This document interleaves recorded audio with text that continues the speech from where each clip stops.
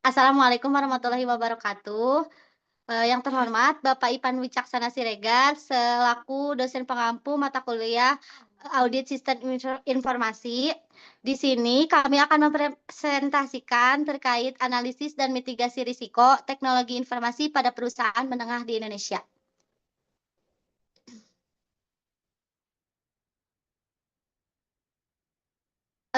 Di sini ada anggotanya, saya sendiri, Asrin Aini dengan NIM 5211221083 beserta rekan saya. Izin memperkenalkan diri, nama saya Safira Mustakila dengan NIM 5211221065. Dengan saya, Novi Sulistianingsi dengan NIM 5211221070.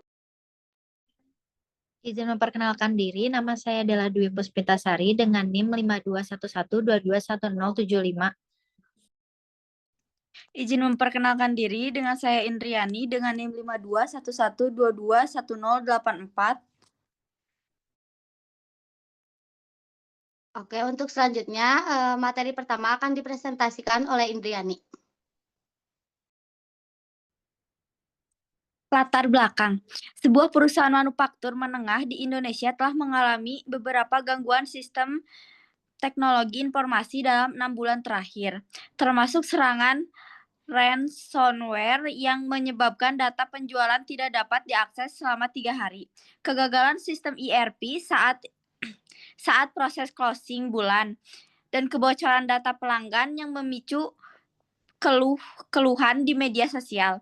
Kasus ini menunjukkan kerentanan organisasi terhadap risiko TI yang dapat mengganggu operasional bisnis, keputusan regulasi, dan reputasi perusahaan. Evaluasi risiko TI diperlukan untuk mencegah kejadian serupa dan memastikan kelangsungan bisnis. Manajemen risiko TI sangat penting dalam konteks organisasi bisnis karena risiko TI dapat menyebabkan kerugian finansial, gangguan operasional, dan hilangnya kepercayaan pelanggan. Dengan menggunakan kerangka kerja seperti COBIT, ISO 27005 atau INST RMF, perusahaan dapat mengidentifikasi, menganalisis, dan memitigasi risiko secara sistematis. Selanjutnya akan dilanjutkan oleh rekan saya.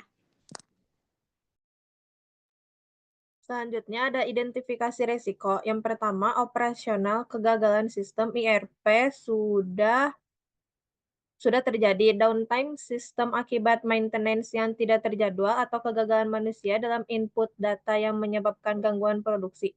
Yang kedua ada security risk. Itu serangan ransomware sudah terjadi, kebocoran data pelanggan sudah terjadi, phishing attack atau malware yang menginfeksi jaringan internal. Yang ketiga ada compliance risk.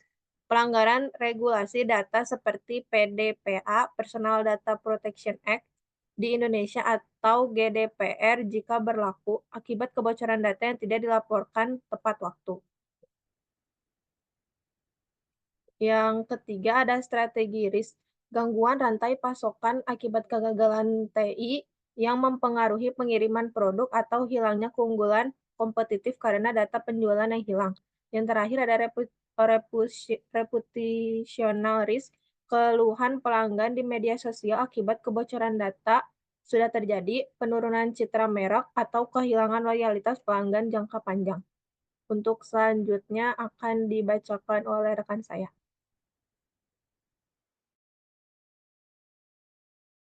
Selanjutnya ada analisis risiko. Yang pertama ada jenis risiko operasional risk, yaitu kegagalan sistem ERP saat proses closing bulan menyebabkan keterlambatan laporan keuangan dan gangguan operasional. Likelihood-nya high, impact-nya high, tingkat risikonya high, dan argumen rasionalnya sudah terjadi 1 dalam 6 bulan. Sistem ERP kritis untuk manufaktur. Data Squander Gartner 2023 melaporkan 40% downtime TI perangkat keras, estimasi kerugian lebih dari 500 juta akibat penundaan produksi. Yang kedua ada security risk, yaitu serangan ransomware yang mengunci data penjualan selama 3 hari, menyebabkan kehilangan akses dan biaya pemulihan tinggi. Likelihood high, impact high, sama tingkat risikonya high. Argumen rasional data sekundernya itu sudah terjadi tren global meningkat. Data sekundernya Cyber Security Ventures 2023 mencatat 1 juta serangan ransomware per tahun, biaya rata-rata breach lebih dari 500 juta. IBM Cost of Data Breach Report 2023. Yang ketiga, ada security risk, yaitu kebocoran data pelanggan yang memicu keluhan publik di media sosial dan penurunan kepercayaan. Likelihood medium, impact-nya high, tingkat risikonya high. Untuk argumen rasional dan data sekundernya sudah terjadi 1 kali, potensi berulang jika kontrol lemah. Data sekunder IBM Report 2023 menunjukkan 83% breach melibatkan data pelanggan, kerugian reputasi, dan hukum lebih dari 500 juta.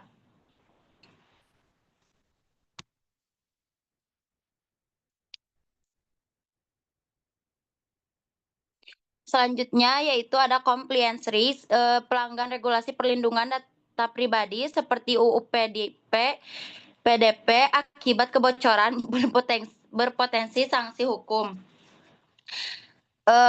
Likelihood-nya medium, impact-nya medium, sama ya tingkat risikonya medium. Penurunan citra merek dan kehilangan loyalitas pelanggan akibat kebocoran data dan keluhan publik. Yang kelima ada strategi risk, yaitu gangguan rantai pasokan akibat kegagalan teknologi informasi yang mempengaruhi pengiriman produk dan strategi bisnis jangka panjang.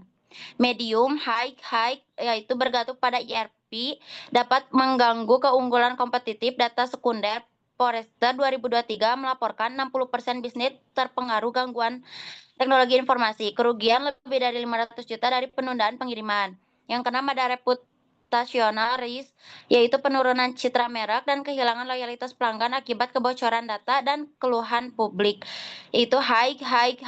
Akibat langsung dari kebocoran mempengaruhi kepercayaan jangka panjang. Data sekunder Edelman Trust Barometer 2023 menunjukkan 70% konsumen meninggalkan merek setelah breach, kerugian lebih dari 500 juta dari hilangnya pelanggan.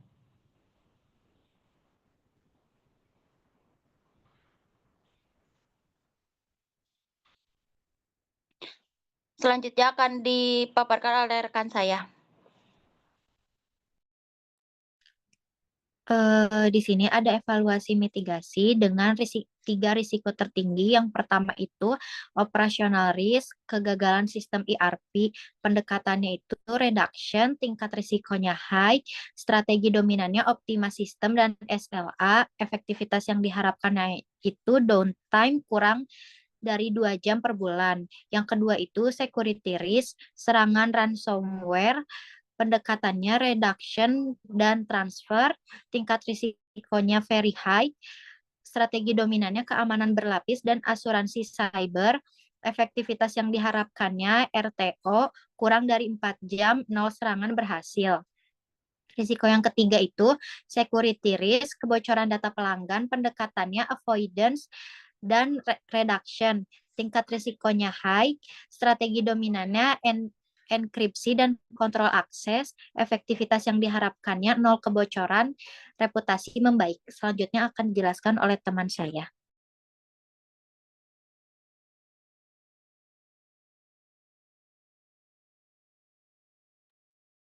Selanjutnya, monitoring plan. Jenis resikonya, operational risk, kegagalan sistem ERP saat proses closing bulan. Indikator risiko kunci key risk indikatornya. Yang pertama ada frekuensi downtime ERP, jumlah error saat proses closing, dan keterlambatan laporan keuangan. Metode pemantauannya, yang pertama ada pemantauan log sistem ERP dan server uptime menggunakan dashboard monitoring. Yang kedua itu ada audit integritas data dan pengujian fungsi ERP sebelum periode closing. Frekuensi reviewnya mingguan dan setiap akhir bulan. Dan admin ERP dan tim IT infrastruktur.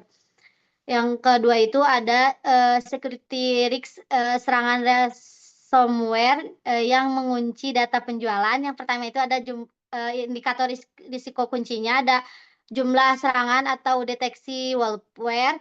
Yang kedua itu ada keberhasilan backup dan waktu pemulihan atau RTO. Yang ketiga itu ada jumlah insiden keamanan per bulan. Metode pemantauannya itu yang pertama ada pemindaian antivirus dan malware otomatis. Yang kedua itu ada review log keamanan server. Yang ketiga itu ada uji pemulihan data atau restore test secara berkala. Frekuensi reviewnya harian untuk deteksi malware, bulan untuk diuji backup. Penanggung jawabnya itu tim IT security. Yang ketiga itu security risk serangan ransomware yang mengunci data penjualan. Indikator risiko kuncinya yang pertama itu jumlah akses tidak sah ke database pelanggan. Yang kedua itu ada jumlah keluhan publik di media sosial terkait data. Yang ketiga itu ada jumlah pelanggan kebijakan privasi. Metode pemantauannya yang pertama audit hak akses pengguna. Yang kedua itu ada pemantauan log akses database pelanggan. Yang ketiga itu ada monitoring media sosial dan kanal pengaduan pelanggan. Frekuensi reviewnya bulan untuk audit akses real time untuk monitoring media sosial. Penanggung jawabnya itu ada Data Protection Officer DPO dan tim Customer Service.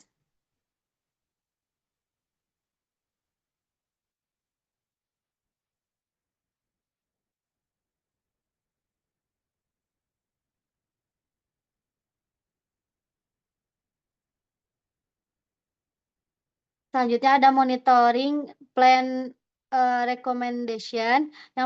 Yang pertama ada jenis resikonya, operational risk kegagalan sistem ERP. Rekomendasi strategisnya yang pertama melakukan upgrade dan optimalisasi server ERP termasuk peningkatan kapasitas dan konfigurasi failover.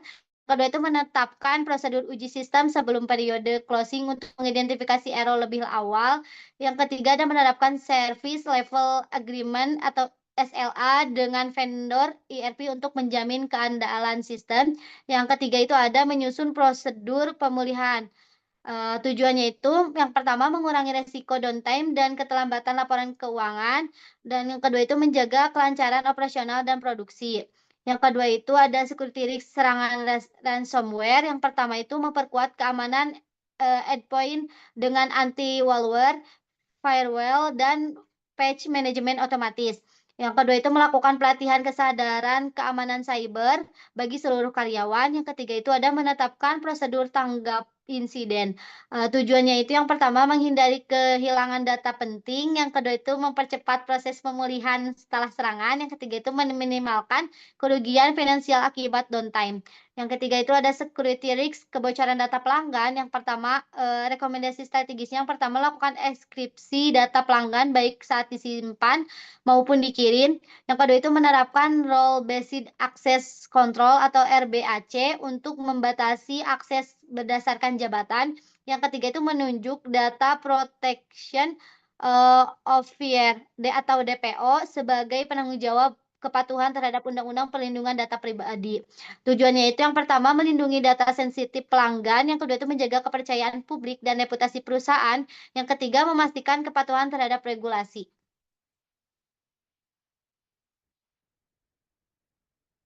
Selanjutnya akan dipaparkan oleh rekan saya.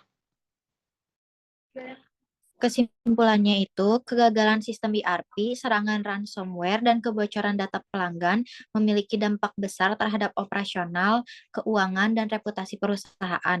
Melalui penerapan kerangka kerja manajemen risiko seperti COVID, ISO 27005, dan NIST-RMF, perusahaan dapat mengidentifikasi, menganalisis, serta memitigasi risiko secara sistematis. Strategi seperti peningkatan infrastruktur, pelatihan keamanan cyber, dan enkripsi data terbukti efektif menekan risiko. Penerapan Key Risk Indicator atau KRI juga membantu pemantauan risiko secara real-time sehingga tindakan korektif dapat segera dilakukan. Dengan demikian, manajemen risiko TI yang terencana mampu meningkatkan keandalan sistem, kepatuhan hukum, dan kepercayaan pelanggan.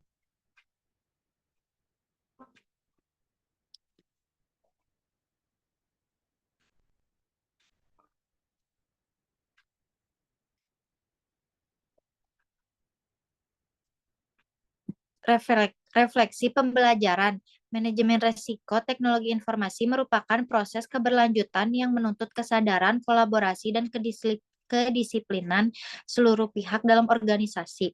Kesuksesan transformasi digital tidak hanya bergantung pada teknologi, tetapi juga pada budaya keamanan, tata kelola yang baik, dan pengambilan keputusan berbasis data.